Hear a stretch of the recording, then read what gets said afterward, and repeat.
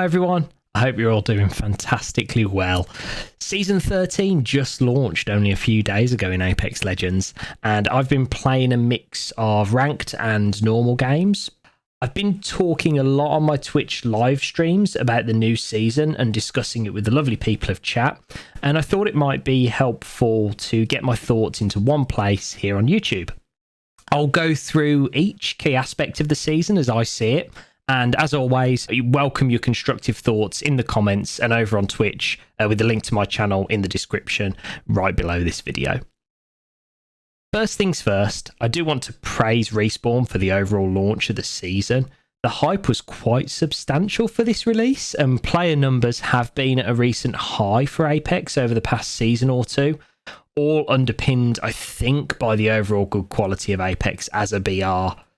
Historically, season launches have been an absolute nightmare and a mess with crashing servers, disconnects, lag, all the bad stuff. This season, though, without incident for me, and I think for most others as well.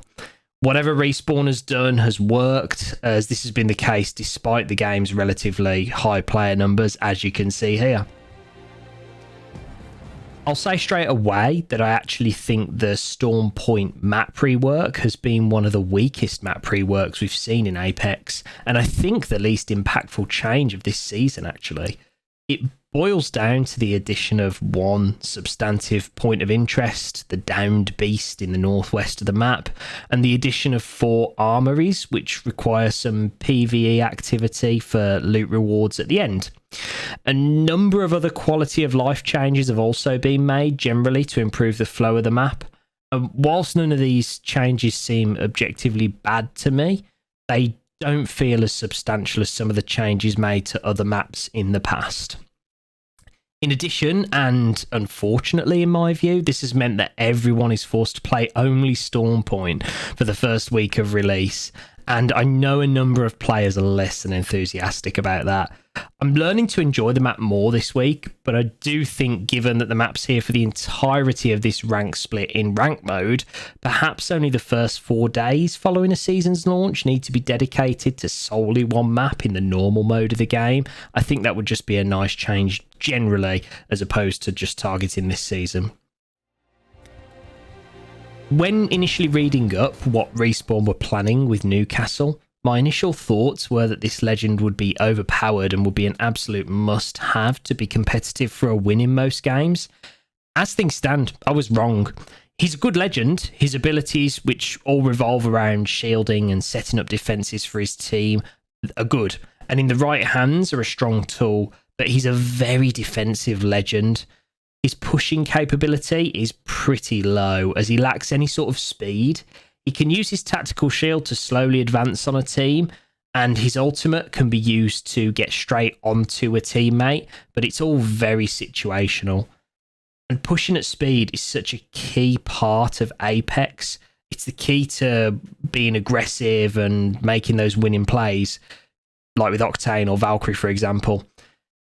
Newcastle also sits in the fortified legend category, like Caustic and Gibraltar, so he takes more damage to knock him down, which is helpful, but it's not game-changing for him as a legend.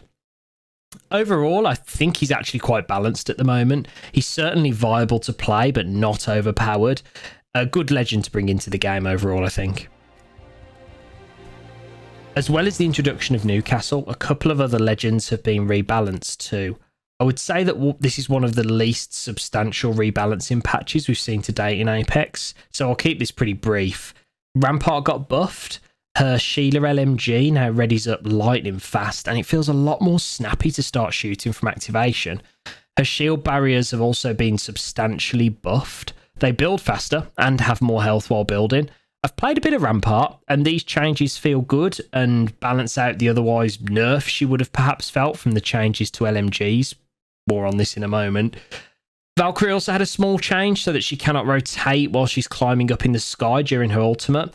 It's fairly minor, but it is a nerf because in theory it makes beaming her and her teammates from the sky a little easier when they're going up, relatively speaking. Not a drastic change.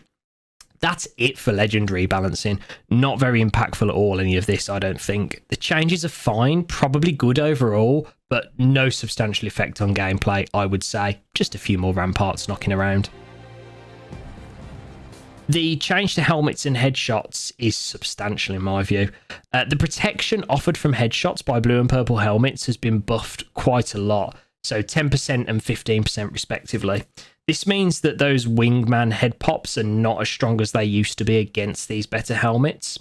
Headshot distances on a couple of strong weapons has also been reduced, the Devotion and Spitfire being the two that are targeted. This means that hitting headshots at ranges over 57 metres, previously 64 metres, will no longer be classed as a headshot.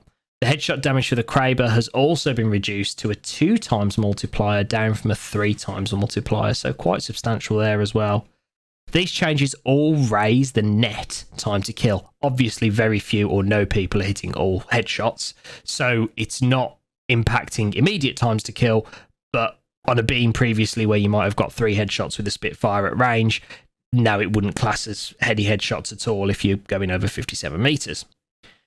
So this is quite a substantial effect on gameplay, but it is something which most people will simply get on with and probably not notice once they've played the first few days of the rank split or normal mode.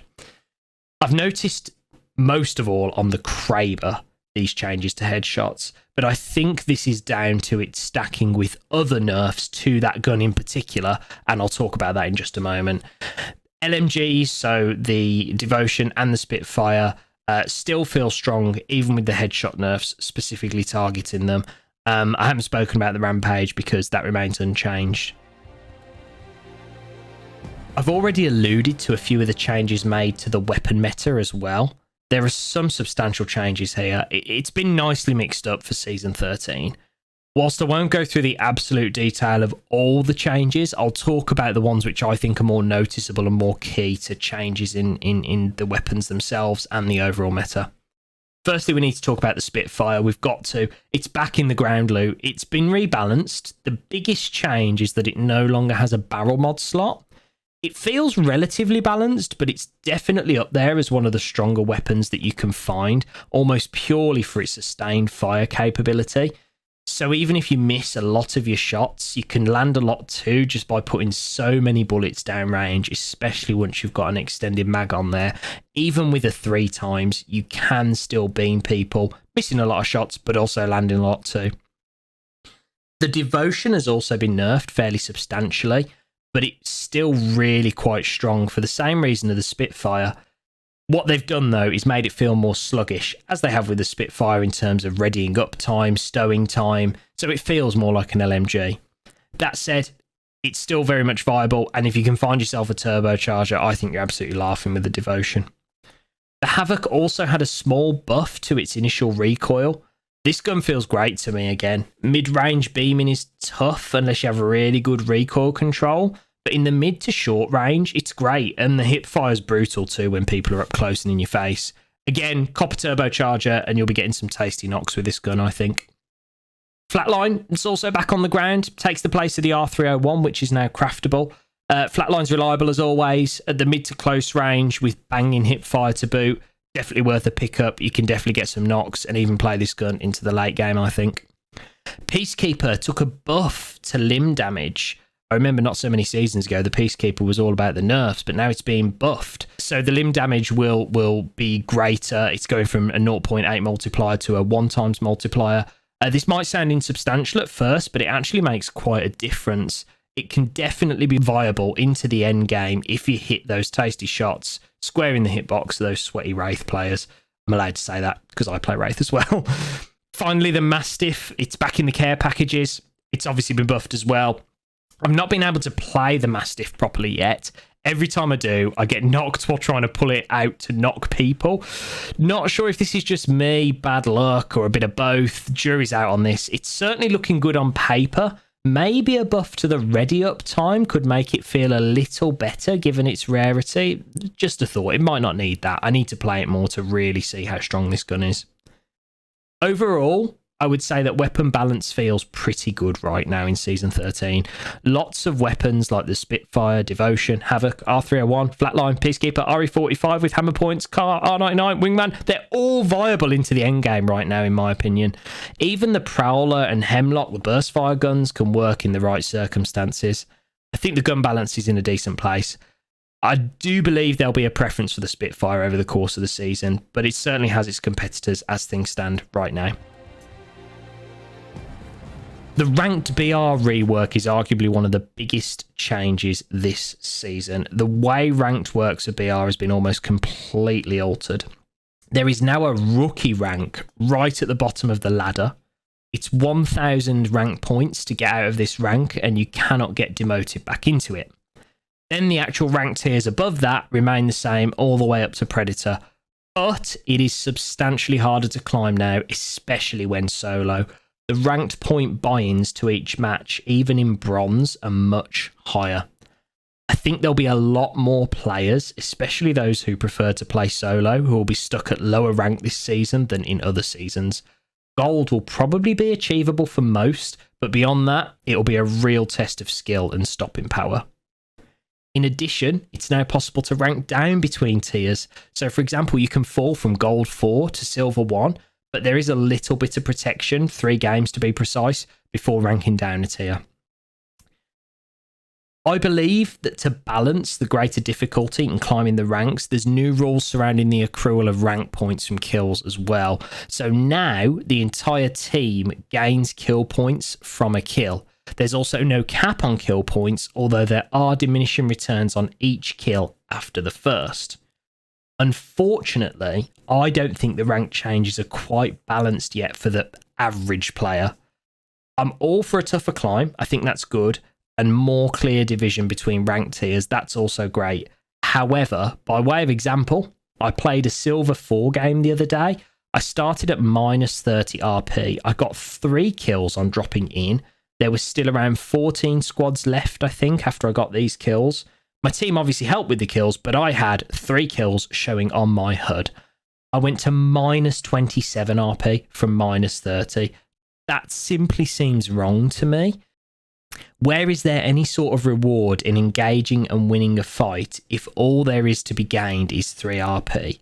I appreciate and understand that if I then remained in the game and hid until, say, top 5 squads, I'll get substantially more RP than someone who had 0 kills.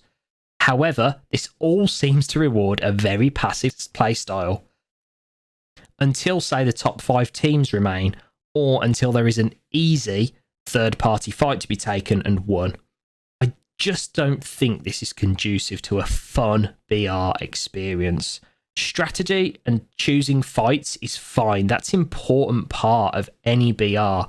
But it just seems to me, and this is only so far from experience in what would generally be considered lower leagues, that the optimal plays are those that involve little to no combat unless there is, say, a 90% or more certainty of success.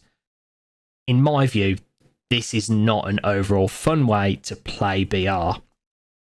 I've also noticed that there is a clear and marked point at which RP goes from being in minus numbers to positive within the space of about 4 squads dying.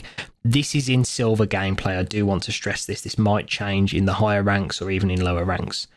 So from about 12 squads to 8 squads, you can go from negative RP at the 12 squad point to positive RP at the 8 squad point. I just think this is too stark, and I think the gaining of RP should be more gradual. I also think there should be greater gain in RP if you win a fight early on, so that even if you die to a third party, you don't feel totally unrewarded for taking and winning a previous fight. So overall, I like the direction in which the ranked rework is going, but I do think it just needs some refinement. I think the accrual of points from kills maybe needs a small bump at the lower end for kills. I also think that the rate of improvement of RP needs to be a little more gradual rather than suddenly between 12 squads and under. It would be great if these refinements could come during this season. I do doubt that though, so hopefully with the next rank split, if not before. So where does this leave us with Season 13? I actually think it's in a good spot. I know I've had a little moan about the rank system, but I think everything else is pretty good and fun. I think Apex is still on the up. It's good that the devs are trying new things with the rank system.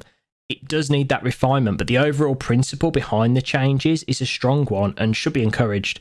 I think there's a lot of fun to be had in normal and ranked matches alike this season, and I am looking forward to playing it out and bringing you lovely lot all along for the ride.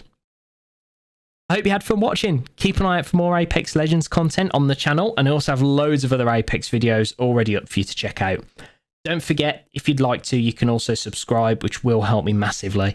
And if you like the video, then do feel free to let me know by hitting the like button. And finally, let me know in the comments if you have any other views you want to share about Season 13, or even anything you want to see into Season 14 in the next rank split. Big love to you all. Take care, and I'll see you next time.